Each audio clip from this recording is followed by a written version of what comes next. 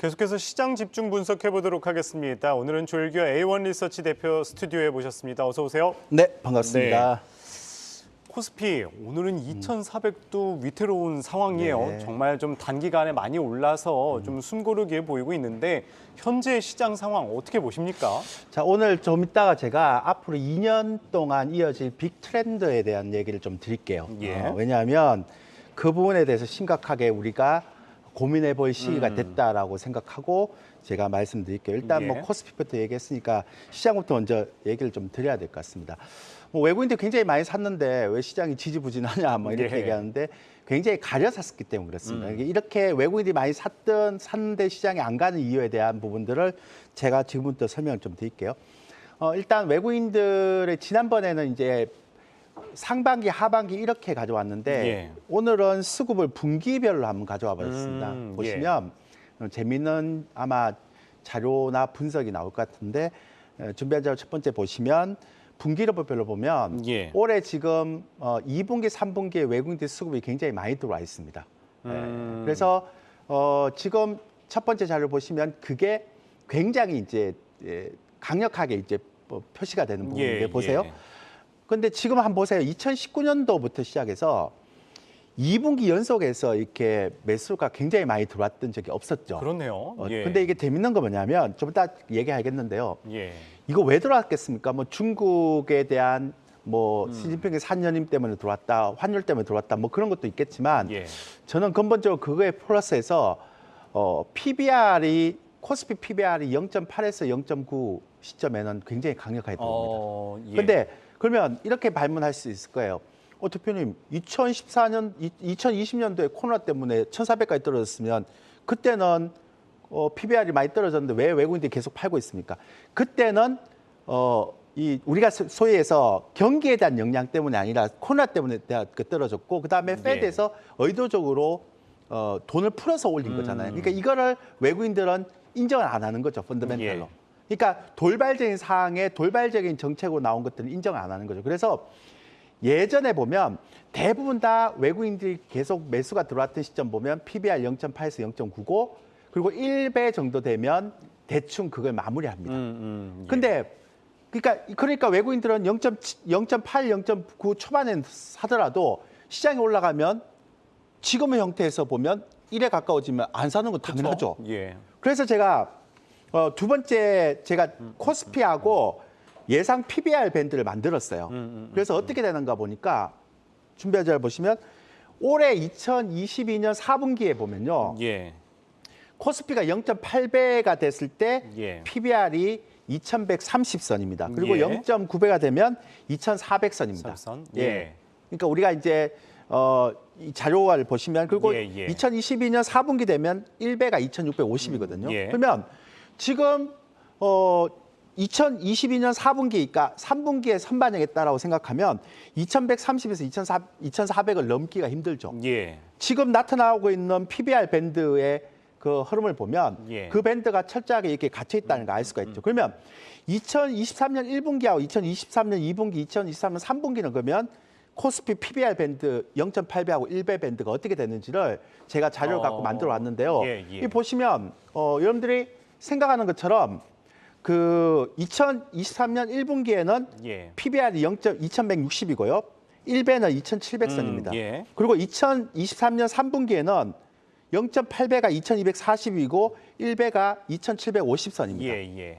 그럼 결론적으로 여기서 무슨 얘기인가 하면 1배까지만 그러니까 1년 뒤에 우리가 실적에 대한 부분이나 자본에 대한 확충을 했을 때 2,700으로 잡는다라고 얘기한다면 그게 만약에 없는 경기 상황을 봤을 때는 그 2,600선이 거의 아마 PBR 1배선이 가깝지 않을까. 그러니까 항상 말씀하시는 게 2,600선을 말씀하셨잖아요. 그리고 이제 2,200선이 0.8배 정도다. 그러니까 외국인들은 철저하게 그 라인에 갇혀 있는 플레이를 할 것이다라고 얘기를 하는 거죠. 그러니까 요 섹터에서 움직인다라고 생각하시면 되고요. 조금 더 가면 여기 보시면 PBR이 있는데요. 2,700선이 2023년 1분기, 2분기, 3분기 모두 다 1배가 2,700선이잖아요. 이거는 지금 내년에 그 자본 확충에 대한 부분을 반영했을 때 얘기하는 거거든요. 그 밑에 보면 보세요. 2,200선이 갇혀 있잖아요. 그러니까 외국인들이 매수했는데 왜 시장이 옛날처럼 3,000원 못 갑니까? 이렇게 얘기할 필요가 없는 거죠. 그렇네요. 타겟 플레이를 하고 있기 때문에. 그래서 그렇게 되고요. 그러면 당연히 이렇게 되면 지수는 박스권이 딱 갇히는 형태가 되고 예. 섹터별로 움직일 수 있다라는 거죠. 그래서 지금 보면 나스닥이나 다우, 미국이나 한국의 강한 이머지 시장 이렇게 구분될 수 있는 부분이기 때문에 예. 여러분들 앞으로는 지수에다가 포커스를 맞추면 수익이 안 됩니다. 안 난다. 그러니까 앞으로는 어떤 섹터가 갈 것인가를 좀 여러분들이 좀 관심을 가지고 가시는 게 좋을 것 같다 생각합니다. 말씀하시는 게 이제 지수보다는 섹터에 초점을 봐야 된다 말씀 주셨어요. 뭐 네. 항상 이제 말씀하시기는 이제 차별화 쪽으로 이제 이야기를 하셨었는데 아까 제일 처음에 말씀하셨던 게 이제 글로벌 트렌드 오늘 네. 설명해 주신다고 그랬는데 예. 어떤 내용인가요? 저는 오늘 이제 지금부터 하는 얘기가 되게 중요한데요. 예.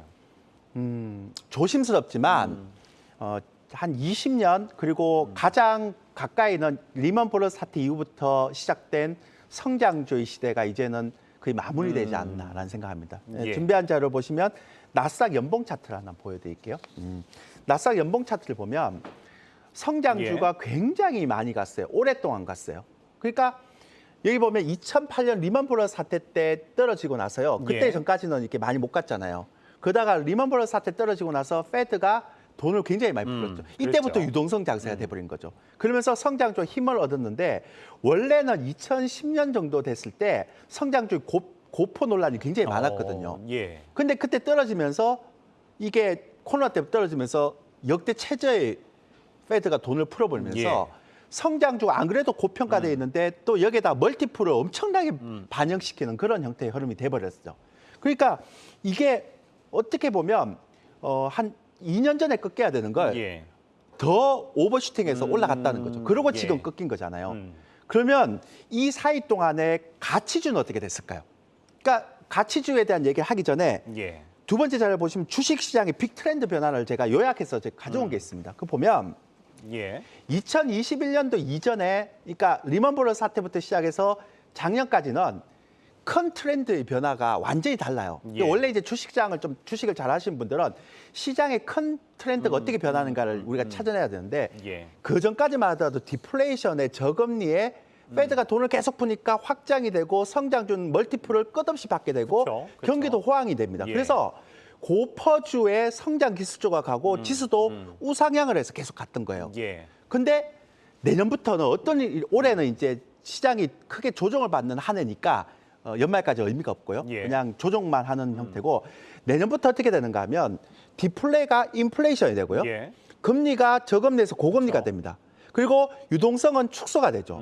그리고 경기는 침체가 됩니다. 그럼 이렇게 어떻게 되면 어떻게 되는가 하면 인플레이션 해지를 해야 되죠. 그럼 인플레이션 해지할 때는 고퍼주를 살 수가 없죠. 왜냐하면 저퍼주를 사야 됩니다. 왜냐하면 인플레이션을 해지를 하려면 실물을 사야 되는데 지금 부동산이나 저기 고퍼주는 다 거품이 있잖아요. 멀티플이 많이 반영되기 때문에. 그러니까 저퍼주를 사야 되는데 예전에 저퍼주는 PBR의 개념을 들어갔는데 요즘은 실적이나 ESG를 갖고 있단 말이에요. 그리고 시장이 묶여야 되죠. 아까 말씀 2200에서 2600, 2700이면 PBR이 0.8배에서 0.1배니까 그러면 어떻게 됩니까? 지수가 L자형으로 묶이죠. 그죠? 그러니까 그런 형태로 가는 거죠. 그럼 여담으로 제가 하나 말씀드릴게요. 가치 투자하시는 분들이 8년 동안 여의도에서 엄청 고생을 하셨어요. 근데 그때 그분들이 뭐라고 얘기를 하는가 하면 2020년도에도 야, 이 성장률 너무 높은 거 아니냐 그랬는데 페드가 돈을 풀면 또 갔거든요. 가치 투자 2021년, 2020년 또 죽었죠. 원래 세력주들이 세력하시는 분들이 이 세력주를 끌어올릴 때 많이 하는 방법이 있죠. 개인들의 물량을 C를 말려야 된다고. 그럼 가치주를 하시는 분들은 지금 8년 동안 너무나 고생을 해서 앞으로는 가치주 쳐다도 안 본다 그럴 거 아니에요. 이런 심리 상태가 돼야지만 가치주가 갑니다. 그래서 제가 볼 때는 내년부터는 본격적으로 가치주가 갈 건데 여기서 두 가지만 체크를 해야 됩니다. 왜냐하면 테마주가 갈 거는 딱 두 가지밖에 없어요. 첫 번째는 글로벌 정책에서 살아있는 거. 이번에 중간선거에서 민주당이 들어갔기 때문에 인플레이션 감축 법안. 그다음에 그 바이오 관련해서 임상시험 가니까 바이오주. 그거 제외하고는 웬만하면 이제부터 저퍼주의 시대가 온다. 내년부터. 그래서 저퍼주를 이젠 지겨워 이렇게 하지 말고 관심을 가지시라라고 해서 빅 트렌드가 변화됐다. 이렇게 말씀드리겠습니다. 예, 오늘은 이 글로벌 빅 트렌드 변화에 따른 좀 가치주, 성장주보다는 가치주를 눈여겨봐야 된다 말씀 주셨습니다. 조일교 A1 리서치 이야기 들어봤습니다. 감사합니다.